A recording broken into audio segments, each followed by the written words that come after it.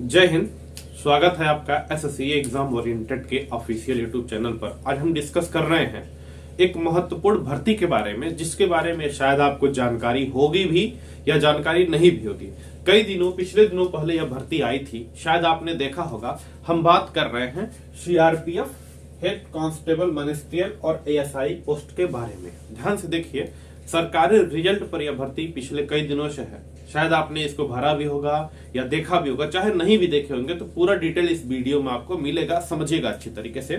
भर्ती की बात कर रहे हैं सीआरपीएफ हेड कांस्टेबल मिनिस्ट्रियल, यानी कि जो मंत्रालय की नौकरी होती है, हेड कांस्टेबल मिनिस्ट्रियल और एएसआई पोस्ट की भर्ती की बात हम कर रहे हैं। ठीक है, देखिए आपके सरकारी रिजल्ट पर स्टेटस पिछले कई दिनों से है। यहां पर हम बात करते हैं, देखिए सीआरपीएफ हेड कांस्टेबल मिनिस्ट्रियल और एएसआई की जो भर्ती है, वह इसका जो डेट शुरुआत है 4/1/2023, यानी कि 4 तारीख से ही शुरुआत हो चुका है।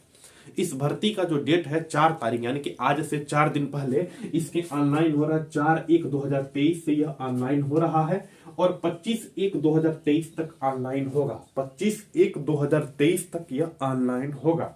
ठीक है, इसका एग्जाम डेट भी आ गया है। एग्जाम डेट भी उन्होंने अपने ऑफिशियल नोटिफिकेशन में दे दिया है कि इसका एग्जाम डेट जो है यह 22 से 28 फरवरी 2023 तक, समझ रहे हैं दोस्त, एक महीना केवल 22 से 28 फरवरी 2023 तक, मतलब 1 से 1.5 महीने का समय। 22 से 28 फरवरी 2023 तक इसका क्या होगा, फॉर्म अप्लाई होगा। इसका 22 से 28 फरवरी तक इसका क्या होगा, एग्जाम होगा। फॉर्म अप्लाई करने की तिथि है 4/1/2023 से और 25 जनवरी लास्ट डेट है इसकी। 25 जनवरी लास्ट डेट है। इसमें दो प्रकार के पोस्ट हैं। एक है हेड कांस्टेबल मिनिस्ट्रियल का, जिसके कुल 1315 पोस्ट है। ध्यान से देखिएगा, एक एक चीजें क्लियर हो जाएगा। इसमें हेड कांस्टेबल मिनिस्ट्रियल की पोस्ट है, जिसमें कुल 1315 पोस्ट है। और एक है बाबू असिस्टेंट सब इंस्पेक्टर एएसआई, लिखा होगा असिस्टेंट सब इंस्पेक्टर एएसआई की पोस्ट है, जिसमें मात्र 143 पोस्ट है।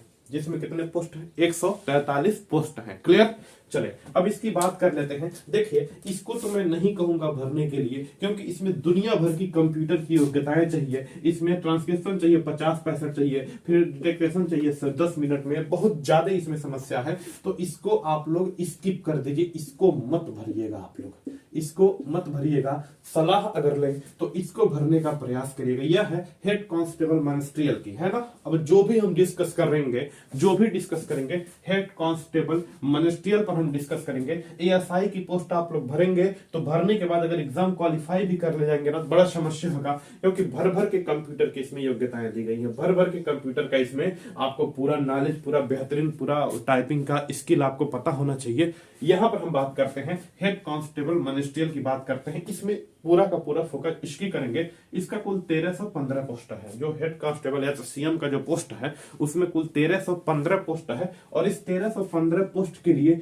योग्यता क्या है, यानी कि हेड कांस्टेबल मिनिस्ट्रियल के लिए योग्यता क्या है, तो योग्यता 10+2 है, यानी कि आपको इंटर पास होना है। आपको इंटर पास करना है। 10+2 योग्यता है आपकी, इंटर पास। ठीक है, याद रखिएगा, आपके पास हाइट होना चाहिए। अगर मेल कैंडिडेट है, अगर पुरुष है, तो आपके पास 165 सेमी हाइट होना चाहिए। अगर आप महिला हैं तो 155 सेमी हाइट होना चाहिए। हाँ, एक बात कई लोगों ने पूछा कि सर मेल और फीमेल दोनों भर सकते हैं, तो बिल्कुल याद रखिएगा, इस फॉर्म को मेल भी भर सकते हैं और इस फॉर्म को फीमेल लोग भी भर सकती हैं। मेल और फीमेल दोनों लोग भर सकते हैं। मेल के लिए हाइट जो है वह 165 है। किसी भी कैटेगरी के हो, एससी हो, ओबीसी हो, जर्नल हो, आपके लिए 165 सेमी हाइट चाहिए। कितना, 165 सेमी। और महिला में 155 सेमी की हाइट चाहिए, सभी कैटेगरी के लिए। लेकिन एक कैटेगरी को छूट दी गई है, एसटी की अनुसूचित जो जनजाति में है,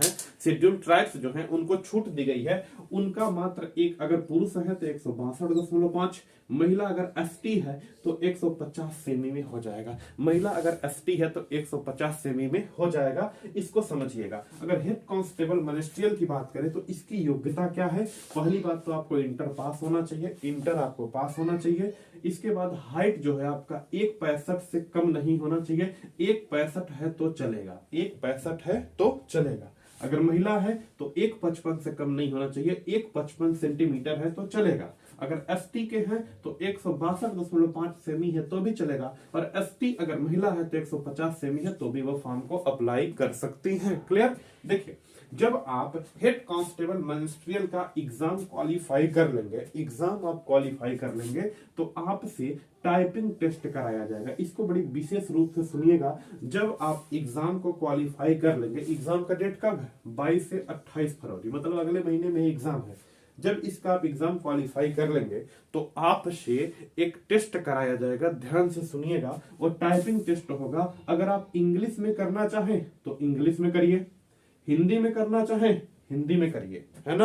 अगर इंग्लिश में, दोनों में से किसी एक में करना है, अगर आप इंग्लिश कर सकते हैं इंग्लिश करिए, और या हिंदी कर सकते हैं हिंदी करिए, जो आपको बेहतर लगे। अगर इंग्लिश करते हैं तो 35 वर्ड पर मिनट चाहिए, और हिंदी करते हैं तो 30 वर्ड पर मिनट चाहिए। इंग्लिश करते हैं तो 35 वर्ड पर मिनट, और हिंदी करते हैं तो 30 वर्ड पर मिनट का आपका टाइपिंग स्पीड होना चाहिए, मतलब 35 इंग्लिश में और 30 हिंदी में। तो अगर मैं इन जर्नल बात करूं तो इंग्लिश में 35 वर्ड आप आराम से बना सकते हैं, गिन के 1.5 से 2 महीने में, गारंटेड 35 वर्ड पर मिनट आराम से बन जाएगा। हाँ, इंग्लिश हिंदी की बात करें 30 वर्ड बहुत कठिन होता है बनाना, है ना। इंग्लिश आराम से बना सकते हैं, 35 वर्ड पर मिनट आपको बनाना है, आराम से बना सकते हैं। पहले आपको क्या करना है? एग्जाम देना है, एग्जाम क्वालिफाई करना, एग्जाम क्वालिफाई करने के बाद आप इंग्लिश 35 वर्ड पर मिनट आराम से आप बना सकते हैं। अब इसकी बात करते हैं, ध्यान से देखिए, एज की लिमिट क्या है? एज की लिमिट, कई लोग पूछते हैं सर एज की लिमिट क्या है, कितनी एज के लोग भर सकते हैं? सबसे पहले योग्यता बस इतना जान लीजिए, इन दोनों पोस्ट के लिए योग्यता है कितना? इंटर पास, है ना, 12th पास आपको होना चाहिए, 12th पास आपको होना चाहिए। हाइट आपकी 165 होनी चाहिए, अगर महिला कैंडिडेट है तो हाइट आपकी 155 होनी चाहिए, अगर एसटी है तो 162, और एसटी महिला है तो 150। ठीक है, यहां पर बात करते हैं एज लिमिट। एज लिमिट जो है 18 से 25 वर्ष के बीच में होना चाहिए, 18 से 25 वर्ष तक का होना चाहिए, 18 से 25 वर्ष तक का होना चाहिए। 18 वर्ष से कम ना हो, 25 वर्ष से ज्यादा ना हो, है ना। देखिए, एज लिमिट बहुत अच्छी बात है, इसको सुनिए। 18 से 25 वर्ष का होना चाहिए, 25 से ज्यादा ना हो और 18 से कम ना हो, परंतु 25 से ज्यादा भी हो सकता है, 25 से ज्यादा भी हो सकता है, क्योंकि एज लिमिट में इन्होंने छूट दी है। एज लिमिट में इन्होंने क्या दे दी है? छूट दी है ना। एज लिमिट में छूट दी है इन्होंने। देखिए, 3 ओबीसी के लिए 3 वर्ष की छूट है, और एससी एसटी के लिए याद रखिएगा 5 वर्ष की छूट है। यानी कि ओबीसी का कैंडिडेट 25 3 28 साल तक का भर सकता है, और ये 5 साल की जो छूट है वो 30 साल तक के लोग भर सकते हैं, 30 साल तक के लोग भर सकते हैं। तो जो ओबीसी है 27 28 में, वह भी लोग फॉर्म को अप्लाई कर सकते हैं। परेशान बिल्कुल मत रहिएगा। सेम जैसे छूट मिलती है कि 3 साल की छूट ओबीसी को, इसी प्रकार से छूट एससी एसटी को मिलती है 5 साल की, वैसे ही छूट दिया गया है। तो यह पूरा प्रोफार्मा है, इसका पूरा A to Z डिटेल है। इसमें हम बात करना है अभी सिलेबस क्या है, इसका सिलेबस के बारे में हमें बात जरूर करना है। पहले इसका स्क्रीनशॉट ले लीजिए, समझ लीजिए कि हमें कौन सा फॉर्म भरना है। मेरे हिसाब से यह फॉर्म आपको भरना है। हाँ, एक बात और मैं कहूंगा कि सीट मायने नहीं रखता है, सीट मायने नहीं रखता है। दिल्ली पुलिस का ही इतना एग्जाम होता है, दिल्ली पुलिस का बस यही सिलेबस होता है, मतलब दिल्ली पुलिस का बस इतना ही पोस्ट होता है। कभी 1400, कभी 1700, कभी 1800 पोस्ट होता है, और उसमें भी लड़के एग्जाम क्वालिफाई कर देते हैं। तो सीट मायने नहीं रखती है ना। आप मेहनत करिए, फॉर्म जरूर भरिएगा इसका, ठीक है। स्क्रीनशॉट लीजिए, इसके बाद हम बात करते हैं सिलेबस पे।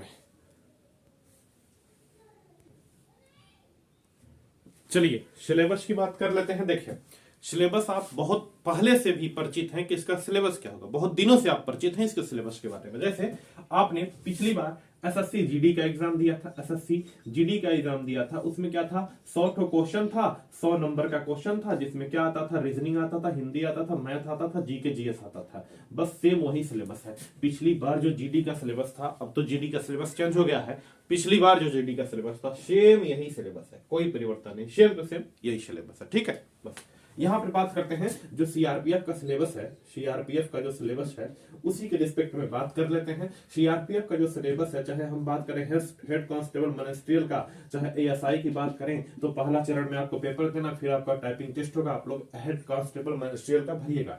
इसमें आपका हिंदी या इंग्लिश जो आपको करना है, मन करे हिंदी मन करे इंग्लिश, जो आपको करना है हिंदी और इंग्लिश याद रखिएगा। इसमें 25 क्वेश्चन आएंगे 25 नंबर के।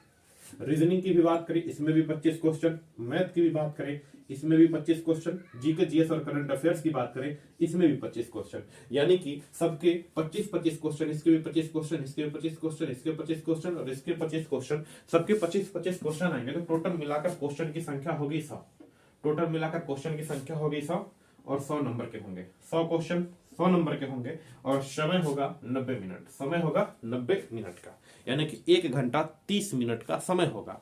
अब आप हमें बताइए, क्या इस सिलेबस से आप परिचित नहीं है क्या? हाँ या ना में आंसर बताइए। इस सिलेबस से आप परिचित नहीं है? बहुत दिनों से परिचित है सर, एसएससी जीडी की एग्जाम हमने दिया है, बहुत दिनों से हम परिचित हैं। उत्तर प्रदेश पुलिस का भी सेम एग्जाम यही होता है, कभी इसमें संख्या, क्वेश्चन की संख्या ज्यादा बढ़ जाती है, लेकिन पैटर्न तो यही होता है ना। क्या आप रीजनिंग नहीं पढ़े हैं? आप हमसे पढ़े होंगे तो टोटल डिटेल रीजनिंग पढ़े होंगे, रीजनिंग पढ़े हैं पूरा, मैथ पढ़े हैं पूरा, जीके जीएस पढ़ ही रहे हैं। आज के डेट में जीके जीएस तो डेली बाय डेली तैयार करने वाली चीज है, रोज हम लोग तैयार कर रहे हैं।